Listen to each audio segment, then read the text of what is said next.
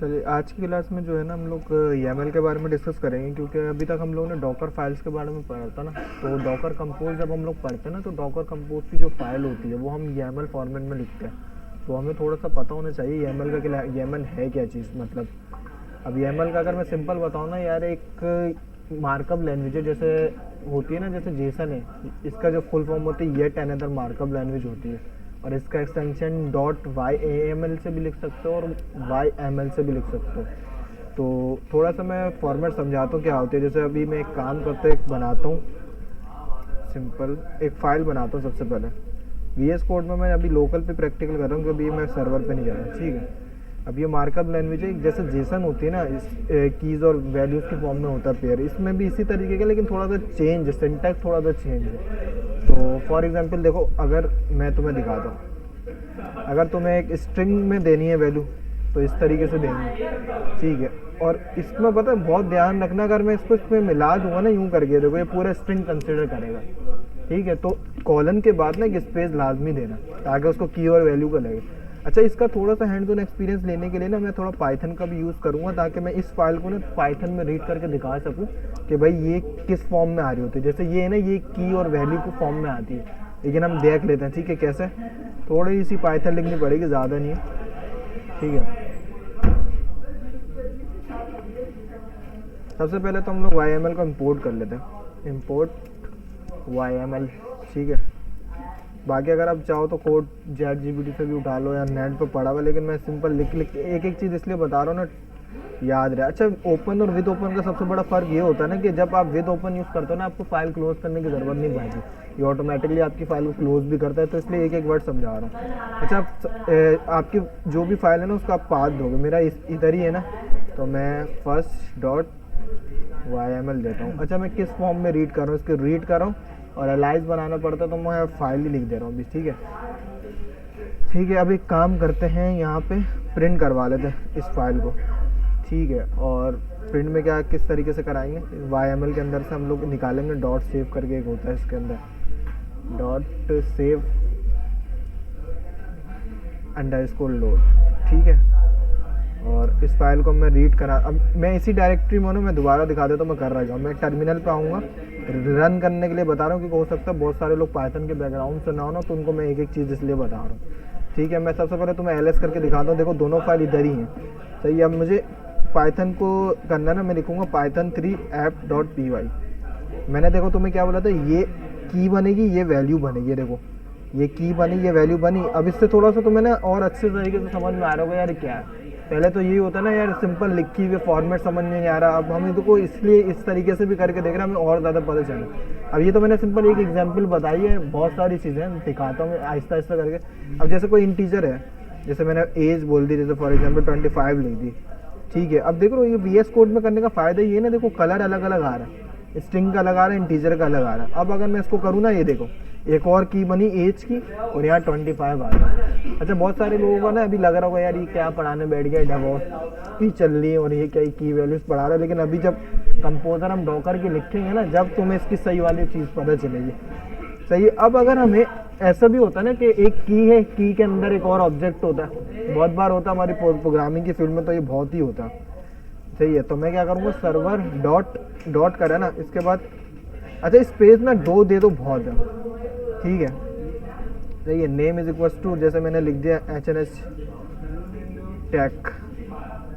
ठीक है, ये ऐसे मैंने एक नाम दे दिया। ठीक है, और अब मैं अगर इसको रीड करके दिखाऊं, देखो पाइथन के थ्रू तुम्हें, ये देखो सर्वर एक की है, इसके अंदर देखो इसने एक पूरा ऑब्जेक्ट बनाया। ये देखो name is equal to HNS tech. तो थोड़ा बहुत पढ़ना आया सिंटेक्स, अगर कोई भी तुमसे पूछे YML लिखा हो भाई ये क्या चीज़ है, तो ईजिली तुम बता सकते हो भाई ये की है, ये इसका ऑब्जेक्ट है। ठीक है, ये थोड़ा सा हो गया। अब इसी तरीके से ना, अब फॉर एग्जांपल एक और की बनानी है आपको, उसी तरीके से होगी।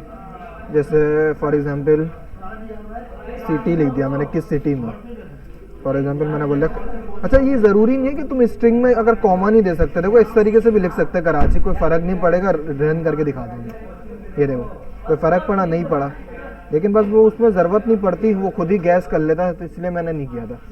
अब अगर मैं बनाना, अब देखो मैंने ऑब्जेक्ट बनाना सिखा दिया किस तरीके से बनता है। सही है, अब अगर हम लोग लिस्ट बनाना चाहें, बहुत सी बात होता है ना, जैसे फॉर एग्जांपल मैं एक एग्जांपल ले लेता हूँ, सोशल मीडिया की ले लेते हैं। सोशल की स्पेलिंग गलत है, सोशल मीडिया, ठीक है। इस पर 2 बार डाल दो कि बहुत देर टैब नहीं दबाओ तो सही है। मेरे हिसाब से मैं टैब नहीं दबाता हूँ, कभी कभी VS कोड में ना इनकन्सिस्टेंट टैब का एरर आपके पास भी आया हो, कभी ना कभी आ जाता है। तो ये गूगल कर दिया मैंने, यहाँ पे गिटहब कर दिया मैंने, ठीक है। अब ये इसको क्या कंसीडर करेगा, ये की होगी और ये जो होगा ना एक एरे कंसीडर करेगा, यानी फेसबुक, गूगल और गिटहब का क्या होगा, एक एरे होगा। अभी मैं तुम्हें दिखाता हूँ स्क्रीन क्लियर करके और अच्छे से दिखेगा। अब तुम ये चेक करना, सोशल मीडिया की है और ये चीज़ जो है ना, ये चीज़ पूरा एक एरे है, ठीक है। ये देखो एरे आ रहा है पूरा का पूरा। तो यानी हमें फाइल की ना रीडेबिलिटी भी पता होनी चाहिए, क्योंकि अक्सर ऐसा होता है कि हम लोग कंपोजर की फाइल लिख रहे होते हैं, एरर आ रहे होता है, हम वो नहीं कर पाते। अगर मल्टी लाइन कमेंट लिखना है तो कैसे लिखेंगे, बहुत आसान है। आप सिंपल एक की बनाओ, मल्टीपल लाइन कुछ भी बना सकते हो, मैंने तो ऐसे ही समझो, ठीक है। 2 बार टैब मारे मैंने, एक कुछ समझेगा। अब जैसे मैं लिखता हूँ this is a multi line, अब मैंने लिख दिया कमेंट, ठीक है।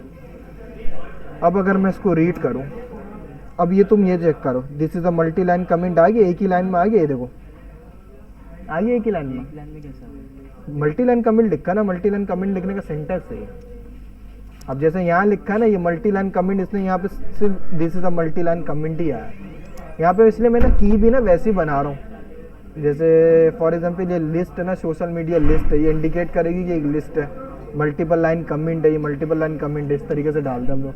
अब ऐसा होता है ना, जैसे फॉर एग्जांपल हम लोग अगर अपनी डेवलपमेंट की बात करें कि लिस्ट ऑफ ऑब्जेक्ट्स होते हैं, जैसे हम लोग यार मटेरियल टेबल यूज़ नहीं करते थे रिएक्ट में, वहाँ पे हमें लिस्ट ऑफ ऑब्जेक्ट देने पड़ते थे, तो वो बनाना भी इसमें कोई इतना ज़्यादा मुश्किल नहीं है, बहुत आसान है, ठीक है। तो हम लोग कैसे करेंगे, मैं थोड़ा सा लिस्ट ऑफ OBJ नाम ऐसे रख रहा हूँ ना, तो रिलेट कर पाओगे ना, ज़्यादा अच्छे से सीखेंगे फिर, ठीक है। ये ठीक है, 2 बार मैंने टैब दबा दिया, 2 बार टैब नहीं, 2 बार स्पेस दबा दी, सॉरी।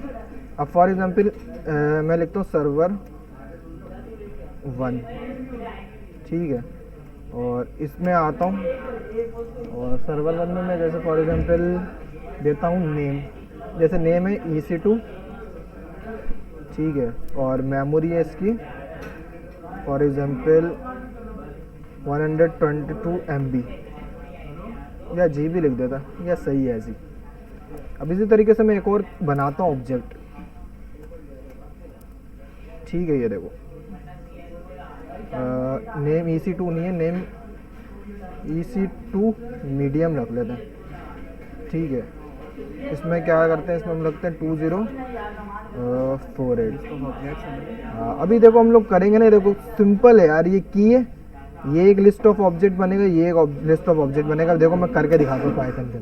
अब ये देखो लिस्ट ऑफ ऑब्जेक्ट की आ गई, ये रही, इसके अंदर एक एरे ऑफ ऑब्जेक्ट्स आ गई है, देखो सर्वर 1 की, उसका पूरा ऑब्जेक्ट आ रहा है, ठीक है। नेम देखो तो EC2, मेमोरी ये, इसी तरीके से सर्वर 1, यानी थोड़ी बहुत तुम्हें समझ में आ गई होगी स्ट्रिंग कैसे होते हैं, इंटीजर कैसे होते हैं, ऑब्जेक्ट कैसे बनते हैं, लिस्ट कैसे बनती है, लिस्ट ऑफ ऑब्जेक्ट कैसे क्रिएट होते हैं, सही है। और पाइथन के थ्रू हैंड्स ऑन भी इसलिए मैंने करा ताकि समझ में आए चीज़ें ना।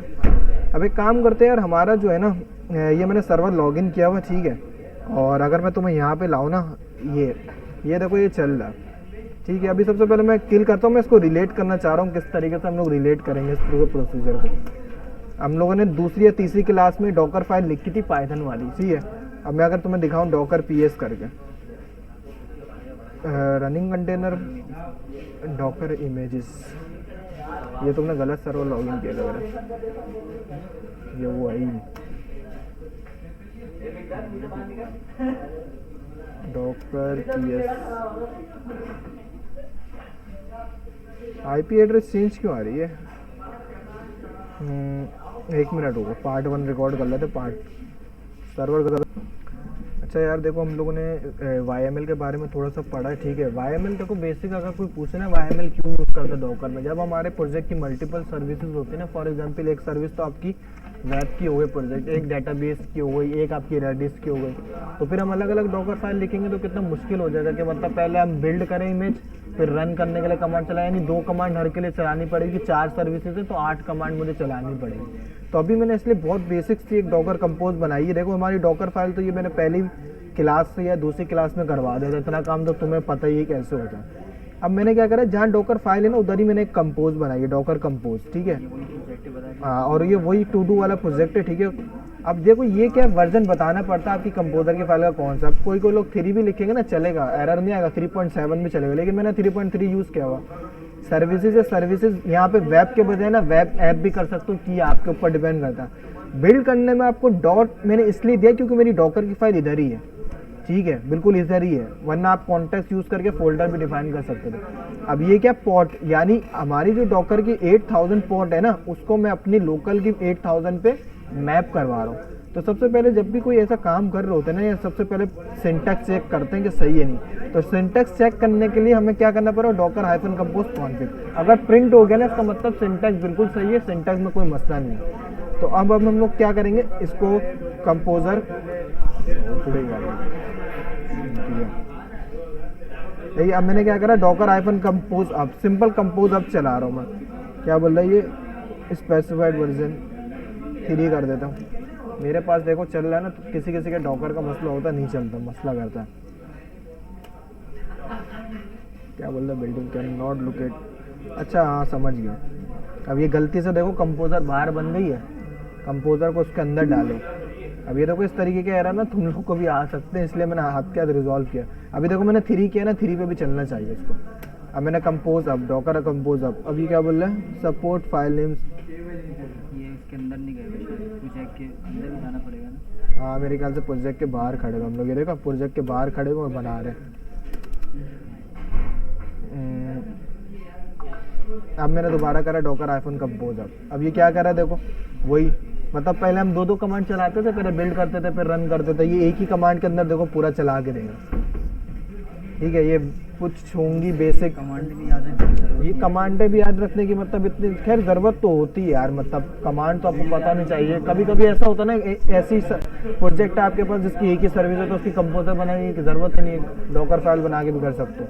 ये देखो हमारा प्रोजेक्ट चल गया, मैं इसको 8000 पे रन करके दिखा दूँ। मैं लिखता हूँ लोकल होस्ट 8000, तो ये हमने बेसिक, बहुत बेसिक डॉकर फाइल बनाई। अभी ये 6 लाइन होगी, लेकिन देखो क्या इस 6 लाइनों ने आपके कितना टाइम बचाया, ठीक है। अब ये देखो टर्मिनल चल रहा है ना, अब ये टर्मिनल बंद होगा ना, ये भी बंद हो जाएगा, लेकिन हम तो ये नहीं चाहते ना बंद हो। हम लोग क्या करेंगे, यहीं पे आएंगे, डॉकर हाइफन कंपोज हम -d, और हमेशा ना माइनस बिल्ड भी लगा लिया करो ताकि रीबिल्ड करे वो खुद ही, ठीक है। ये देखो अब ये टर्मिनल भी फारिग है मेरा, ठीक है। और मैं अगर इधर आऊँ, सही है, ये भी कुछ डाल के भी देख लो, भले ही डाटाबेस भी वर्किंग में, सब कुछ चल रहा है। और अगर मैं दिखाऊँ ना डॉकर पीएस, ये देखो रनिंग कंटेनर चल रहा है। अगर मैं इसको किल कर दूंगा ना, तो ये यहाँ से बंद हो जाएगा।